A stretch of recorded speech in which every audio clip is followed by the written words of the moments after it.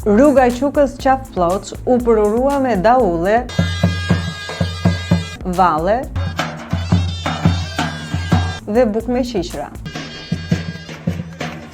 Por 2 muaj më vonë, e njëjta rrugë u bllokua pasi skarpata mbrojtëse u çan nga një masiv gurësh. Shembja ndodhi në segmentin me kilometrin më të shtrenjtë.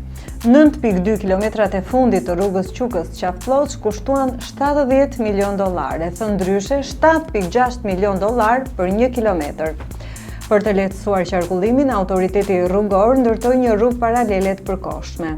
Ndërsa si zgjidhje afatgjatë, ARSH i tha faktojes se do të duhet monitorim dhe studim gjeologo-inxhinierik. Shembja e rrugës nxori në pa edhe një problematik të përsëritur në infrastrukturën shqiptare. Qukës Qaf Ploç u përurua pa përfunduar një nga elementët kyç të sigurisë rrugore, skarpatat mbrojtëse. Po ju keni kaluar nga kjo rrugë? Çfarë ju ka bërë më shumë përshtypje? Na shkruani në komente.